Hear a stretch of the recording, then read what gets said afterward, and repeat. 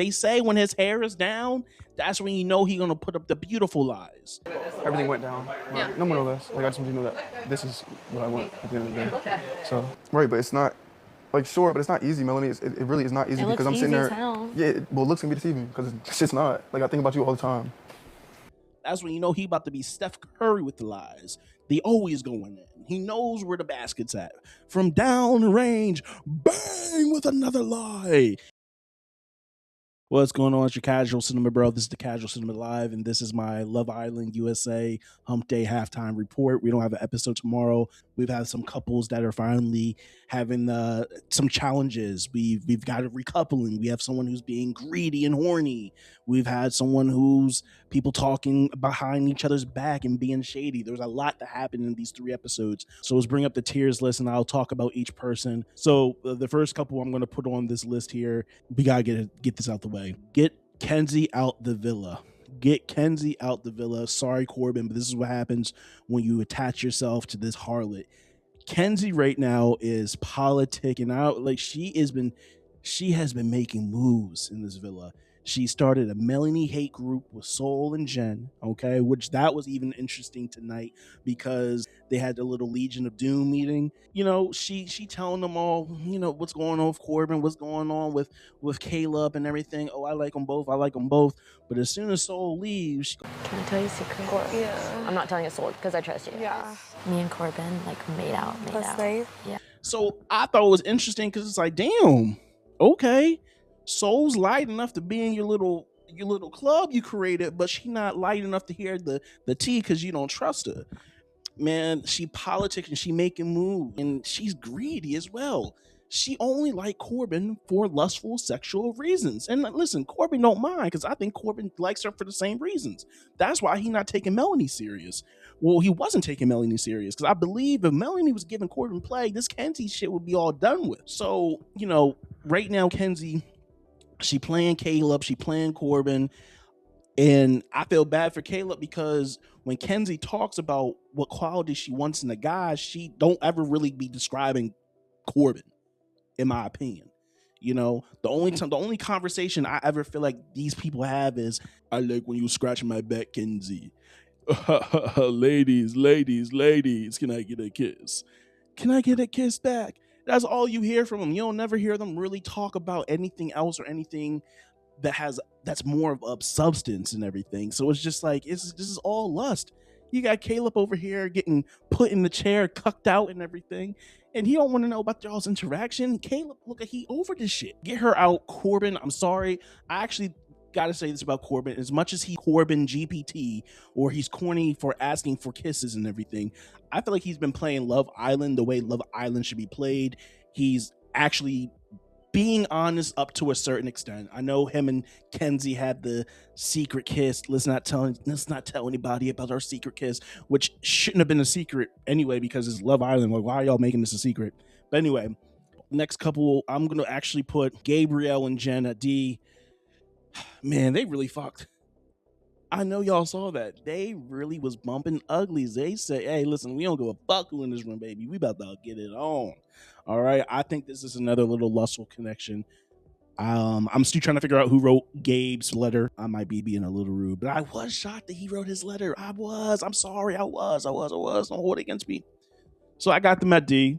Next here, listen, Melanie, Sincere, y'all played with us. You played with everybody. You played with Soul. You played with I'm not gonna say Melanie really played with Corbin, but you played, man. Sincere, man, you gotta go, bro. You gotta go.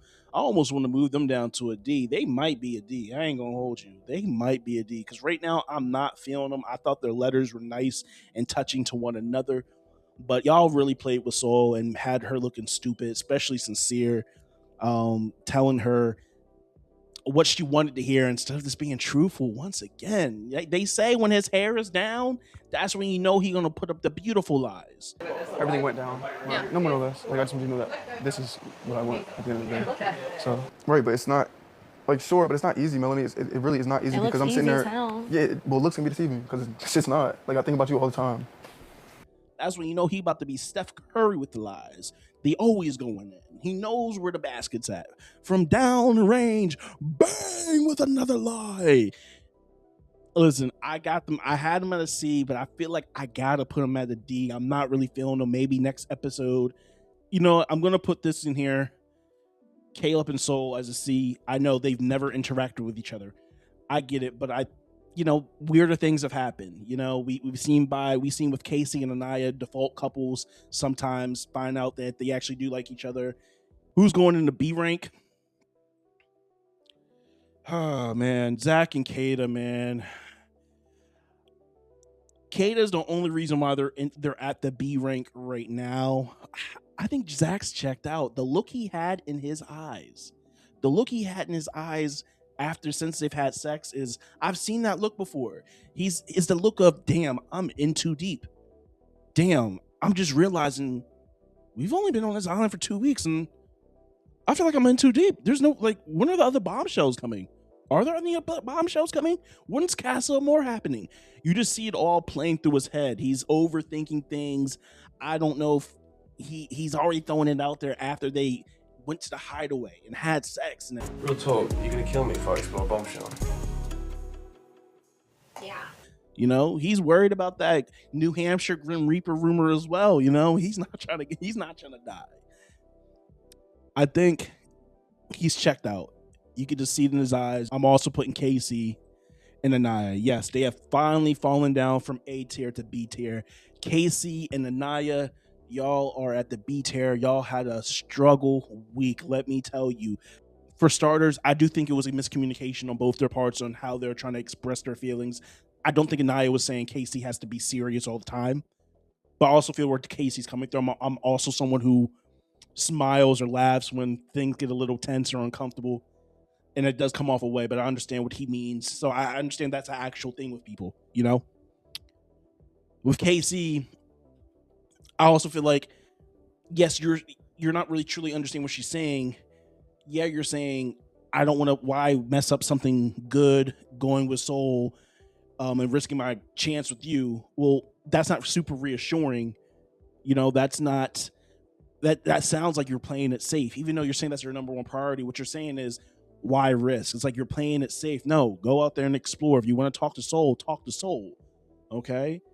And Aniyah, yeah, you're telling them to talk to Soul and everything, but you can't at the same time interrupt his first conversation with Soul, his first time exploring, interrupting it. Hey, y'all. Hey, guys, sorry to intrude, but Casey, can I put you for a chat real quick? Okie dokie. Great talk. Yeah. Getting all pouty and crying and shit when you're telling him it's okay to explore, because then that gives him reason not to feel like he can explore because he's being considerate of your feelings, trying to reassure you like you said he isn't. You know what I'm saying? That's why it feels like it's a lot of back and forth. You're saying to do one thing, but your actions are saying that you doing something else. You know what I'm saying? And listen, I know they wrote them heartfelt letters to one another tonight, but those heartfelt letters don't mean shit. Because who else was they going to couple up with? Aniyah, you only get pulled to gossip. Casey, you already said you wasn't feeling Soul.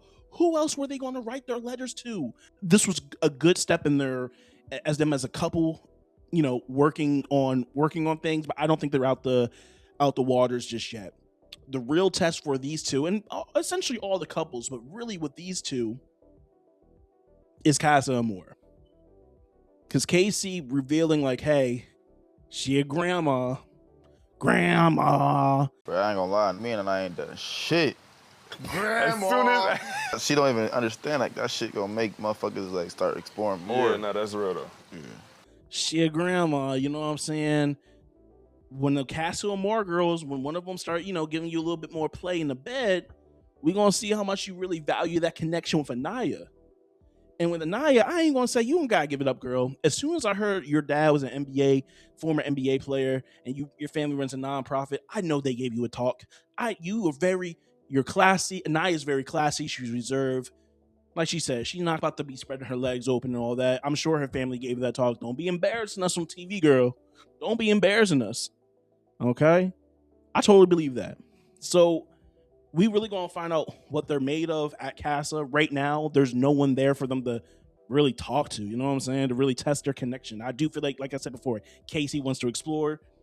Aniyah, you gotta let them. And I put yourself out there, but there's no risk nowhere really for Aniyah to explore with. Where the fuck are the other bombshells? Why are we slowing up on bombshells? Now at the A position right here, and these are my front runners, my favorite couples right now, it's Trinity and Bryce. Like, I really enjoy Bryce and Trinity's letters to one another. You know, it was cute. It felt innocent. You can tell they really are liking each other. We can tell this is a slow burn type of connection with one another. And I'm not sure if it's because Bryce is older. He's 29. So he's maybe a little bit more emotionally mature than some of the guys here in terms of getting to know Trinity and whatnot. And even Trinity, even being at 22, she seems so mature for her age and everything. I think this is just a really good pairing right now. I'm really digging it. I'm really enjoying it.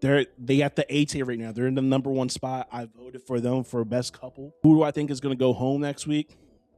Or not next week, but possibly Thursday with America's vote.